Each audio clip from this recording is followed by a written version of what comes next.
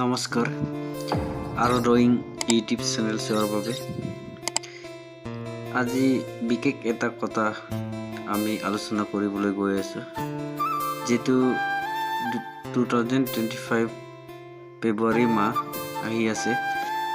বিশেষকৈ ফেব্ৰুৱাৰী মাহটো বিভিন্ন স্পেচিয়েল দিনবোৰ মাজত কেইবাটাও দিন আছে, যেনে 7 ফেব্ৰুৱাৰী rose day, propose day, chocolate day, ট্ৰেডি day, promise day, hug day, kiss day, Valentine.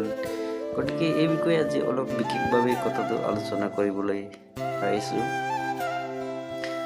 মাহটো প্ৰায় কেইবাটাও জাতীয় ও আন্তৰ্জাতিক দিৱস আছে। তাৰ মাজত প্ৰেমিক যুগলৰ কাৰণে আছে কেইবাটাও দিৱস বা ডে আছে। প্ৰকাশৰ কাৰণে বছৰটো এটা দিনৰ প্ৰয়োজন নহয়। বছৰটো প্ৰত্যেক দিনেই বিচাৰিলে প্ৰত্যেক মুহূৰ্তত ভাল পাব পাৰে। 1 নম্বৰত আমি ক'বলৈ গ'লে, প্ৰিয়কে এটা গোলাপ ফুল দিবলৈ কোনো বেলেগ ৰোজ ডে নালাগে, যদি ভাল পোৱাটো সত্য হয়।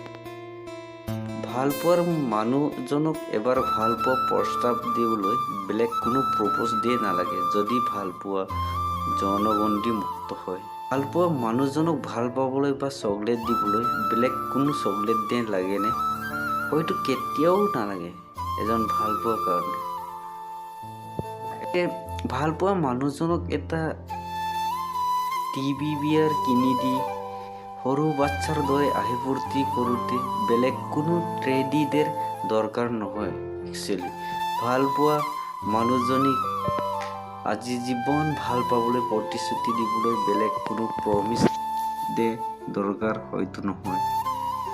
আপোনজনৰ নতুন উজ্জ্বল পথ দেখুৱাই নতুন আলিংগনত হাগ ডে, অসমীয়া কৰিলে যি দেখা যায় আলিংগ দিৱস। আৰু এই আলিংগটো হ'ব পাৰে প্ৰিয় মানুহ, প্ৰিয় প্ৰাণীৰ সৈতে। প্ৰিয়সীজনীক এবাৰ ভাল পাবলৈ তাইৰ হোঁটত কিছ কৰিবলৈ বেলেগ কোনো কিছ ডে এটাৰ প্ৰয়োজন হয়তো নহয়। প্ৰিয়সী ভাল পোৱা কথা জানিব পোৱাৰ দিৱস কি এটা দিনেই, গোটেই বছৰ আৰু ভাল পোৱা কথা ক'ব নোৱাৰে।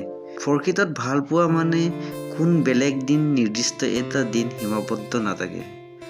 জীয়াই থাকক ভাল পোৱা গোটেই বছৰ ধৰি, কেৱল নিৰ্দিষ্ট কেইদিনমান দিৱস কেন্দ্ৰ কৰি নহয়।